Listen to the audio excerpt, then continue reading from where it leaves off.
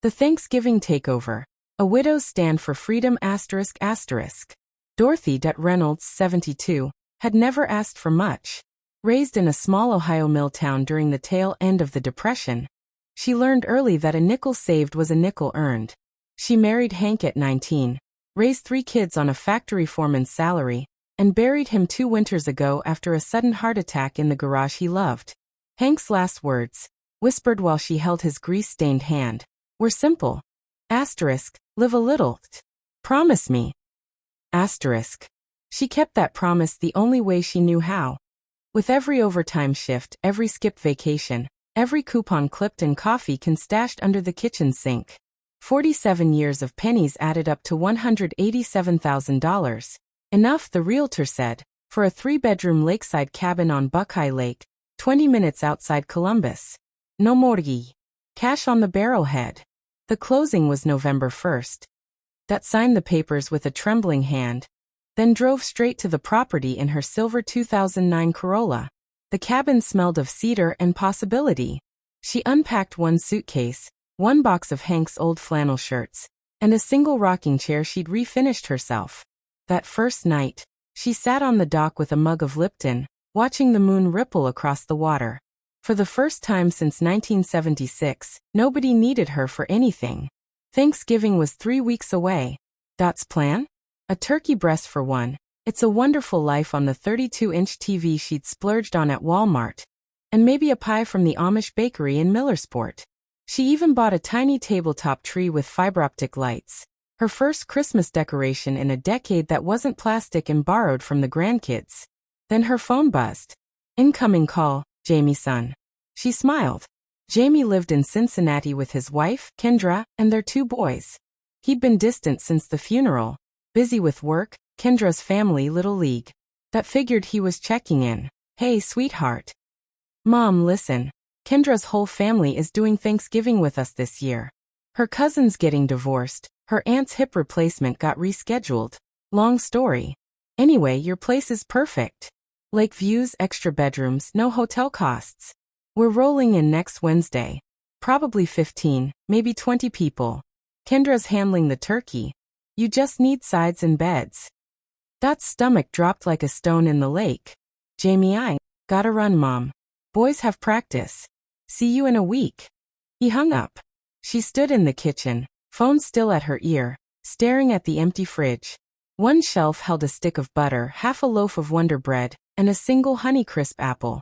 The pantry, 2 cans of green beans, a box of stovetop, and a jar of Folgers.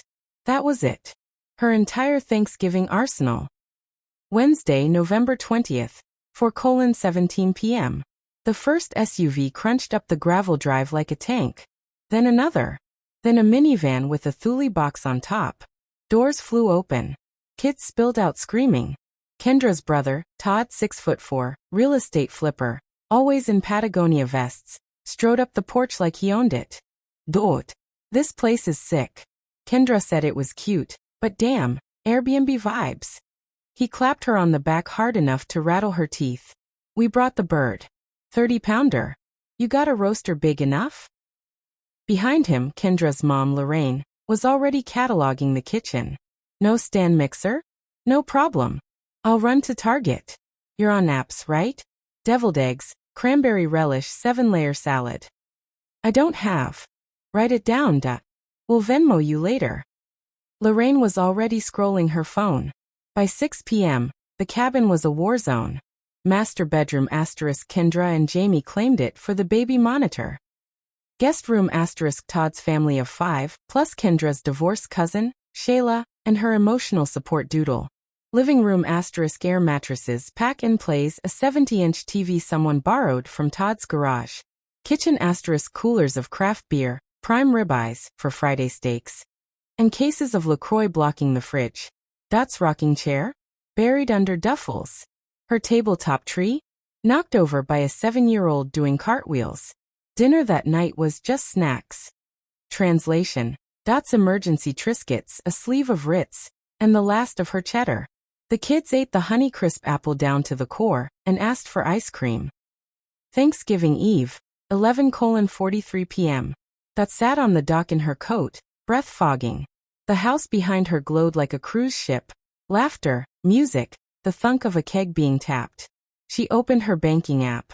Balance: $1,862.47. Yesterday, she'd spent $412 at Giant Eagle on essentials. Lorraine texted her. Heavy cream, fresh herbs, pecan sandies, marshmallow fluff for sweet potato casserole. Her phone buzzed. A new group chat. Reynolds Lautner Thanksgiving Extravaganza. Todd yo dot. Grabbing more firewood tomorrow. Need $80 cash. Shayla can you watch Luna, the Doodle, while we do Black Friday at 5 a.m.? Kendra mom. The boys want matching PJs for photos. Target run? Typed, deleted, typed again. Finally. I'm happy to host, but I need help with costs. This is adding up fast. 3 dots. Then nothing. Thanksgiving Day, 3:12 a.m. That hadn't slept. The couch springs dug into her hip. Someone's kid was snoring through a deviated septum. She crept to the kitchen, brewed coffee in the French press she'd hidden in her nightstand, and opened her laptop. She searched. Elder Financial Abuse Ohio. Top result. Buckeye Senior Legal Aid Columbus Office. Free consults. She bookmarked it. At 7 a.m., the chaos began. Todd demanded the Wi-Fi password. It's slow. Upgrade to fiber. Lorraine needed the oven at 325 degrees Fahrenheit for 12 hours straight. The Doodle peed on Dot's braided rug. By noon, that was elbow deep in giblets, no apron, flour in her hair. The turkey, turkey, sat on her counter like a battleship. She'd paid for the brine, the butter, the fresh sage. The side dishes? 7 pots on a 4-burner stove. The dining table, her grandmother's oak beauty, was buried under board games and iPads.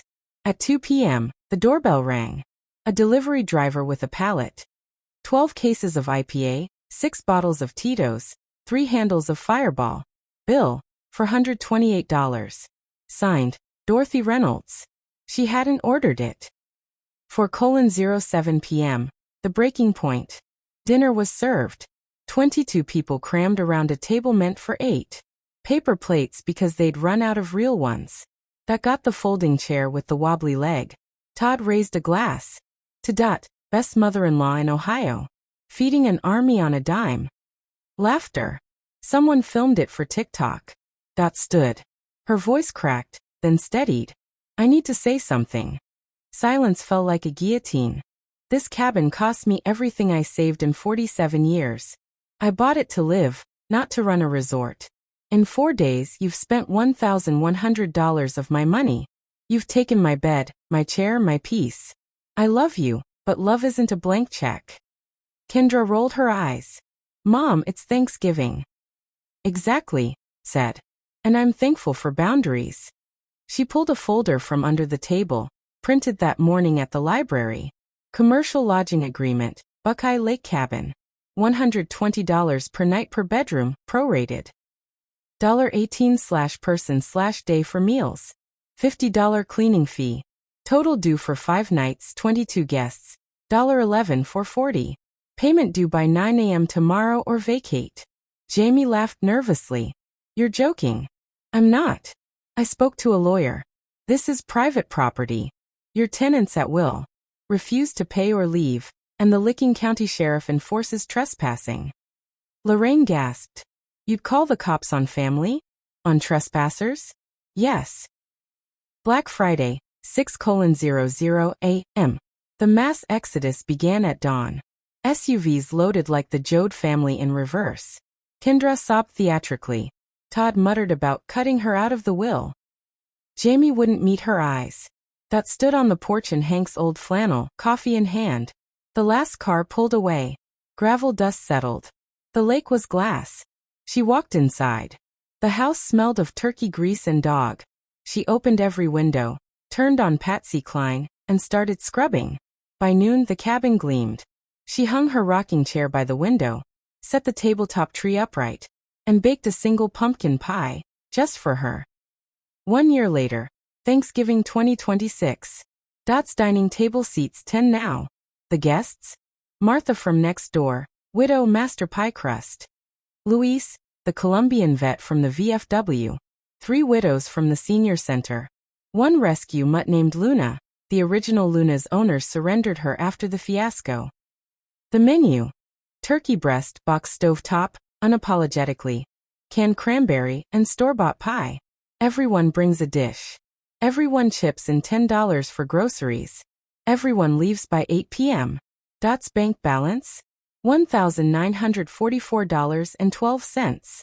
Growing slowly. She started a little Etsy shop. Hand-painted lake ornaments. Sold 87 last month. Her phone buzzes. Jamie. Asterisk, Mom, can we come for Christmas? Just us 4. We'll pay. Asterisk. Dot smiles, types. Send $400 deposit via Venmo. Check in 3 p.m. Christmas Eve. Out by noon the 26th. Love you. 3 dots. Then money sent. She sets the phone down, adjusts the fiber optic tree, and pours herself a small glass of Fireball. This time she bought it. Hank's voice drifts in on the wind. Asterisk, live a little, dot. Asterisk.